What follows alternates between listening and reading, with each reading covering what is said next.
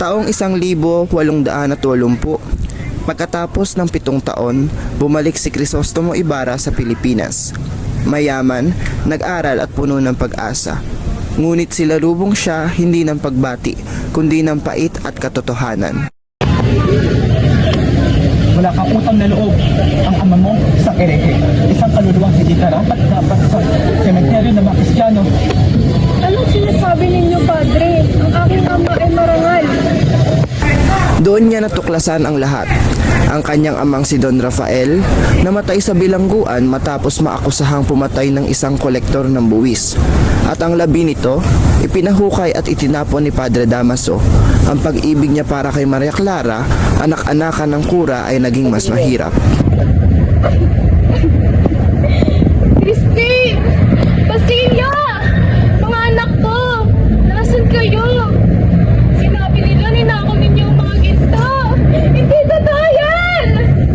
Ang hinaing ni Sisa, ang inang baliw sa pagkawala ng kanyang mga sakristan na anak, larawan ng pangaapi at kawalang katarungan na dinaranas ng mga Indio.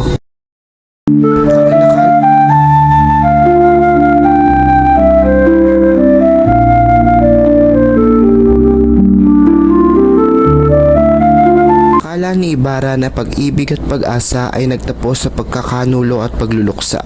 Si Maria Clara, sa halip na pakasalan ng iba, ay nagpasyang magmongha.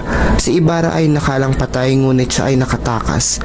Ang kanyang mabuting puso ay unti-unting nagiging bato. Ang "wag mo akong salingin" ay naging ang paghahari ng kasakiman. Mula sa abo ng kawalang katarungan, paano babangon ng isang bayani? At ang pag-ibig ba ay sapat na upang mapigilan ang pagbabago ng isang taong nagdurusa? Ibarra, 6 na taon na ang nakalipas. Napakaraming sulat, ngunit wala kang nabanggit tungkol sa pagpapagawa ng kaarawan. Hindi ko nabanggit iyon, sapagkat ito ay isang supresang handog para sa iyo at sa bayan.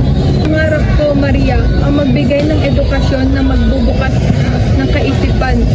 Hindi katulad ng paaralan sa San Diego na kontrolado ng simbahan. Crisostomo, ako ay natatakot. Tila ang laking pagbabago ang gusto mong gawain. Alam mo naman ang kapangyarihan ng mga kura parang huwag ka matakot, akong mutla. Ang pag-ibig ko sa iyo at sa bayang ito ang siyang lakas ko. Pinaliwanag ko na sa iyo ito. Ikaw ang aking alaala at ang aking kinabukas.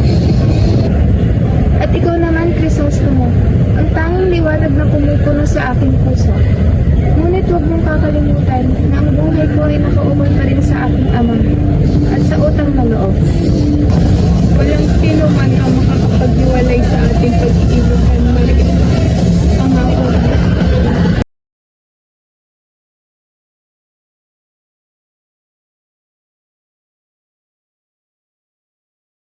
Kuya Basilio, natatakot ako.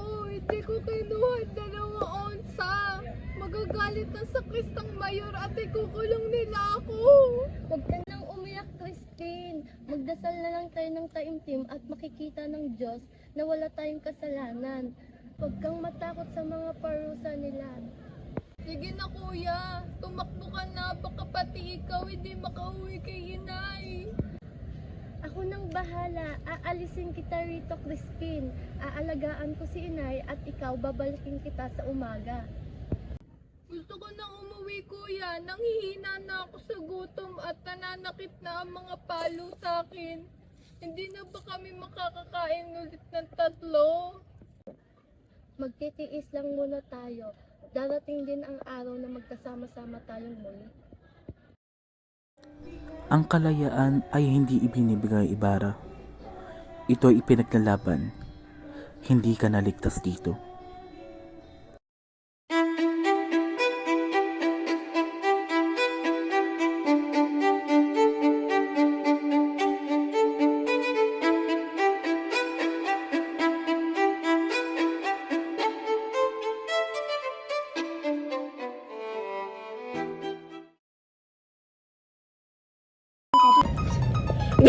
Okay, 1, 2, 3.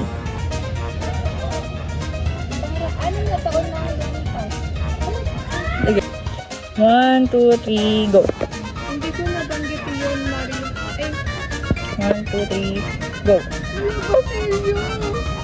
ko nakalimutan.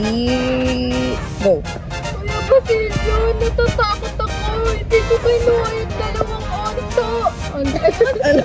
2, 3, go. Huwag ka nang umiyak, Christine. Nagdasal na lang tayo ng taimtim at nakikita ng Diyos na wala tayong kasalanan.